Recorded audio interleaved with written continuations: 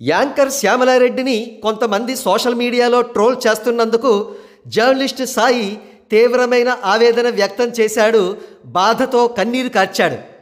తన మాటలు విన్న ఎవరైనా కూడా పాపం శ్యామలారెడ్డి ఒక మహాపతివ్రత, ఒక అమాయకురాలు అని అనుకుంటారు.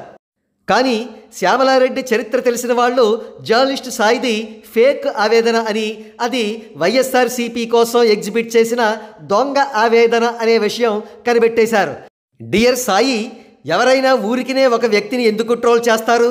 శ్యామల ఒక ఇంటర్వ్యూలో మాట్లాడుతూ చంద్రబాబు నాయుడు గారిని తోడేలు అని, పవన్ కళ్యాణ్ గారిని గుంటనక్క అని చాలా హార్ష్గా వ్యాఖ్యానించిందనే విషయం నువ్వు కన్వీనియంట్గా మరిచిపోయావా అని వారు ప్రశ్నిస్తూ, అయినా శ్యామలారెడ్డి బూతు చరిత్ర నీకు తెలియదా సాయి అంటూ వారు శ్యామలారెడ్డి చరిత్రను జర్నలిస్ట్ సాయికి వివరిస్తున్నారు.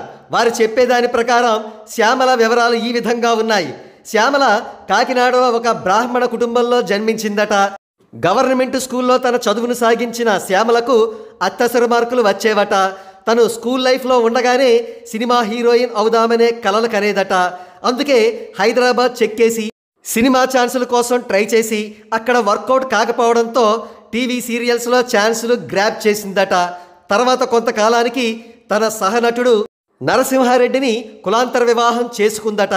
ఇది నచ్చని శ్యామలారెడ్డి తల్లికి జీవితం మీద విరక్తి కలిగి కాశీ వెళ్ళిపోయి సన్యాసం స్వీకరించిందట. తరువాత కొంతకాలానికి శ్యామలారెడ్డి మళ్ళీ సినిమా ఛాన్సుల కోసం ప్రయత్నిస్తూ ఉండడంతో వద్దు, అక్కడికి వెళ్ళొద్దు, అక్కడ కమిట్మెంట్స్ ఉంటాయని భర్త చెప్పినా వినకుండా సినిమా ఛాన్సెస్ కోసం వెంపర్లాడిందట. కొన్ని సినిమాలలో నటించిందట కూడా.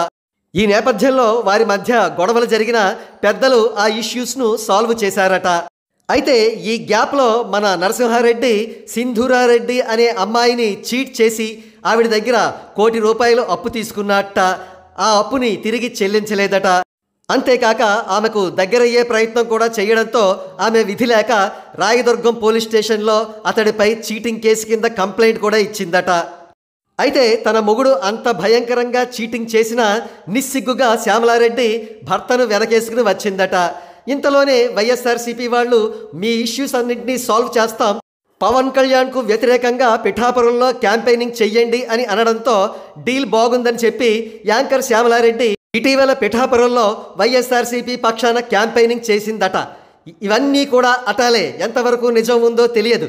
కానీ జర్నలిస్టు సాయికి ఈ విషయాలన్నీ తెలియకుండా ఉంటాయా ఏమో.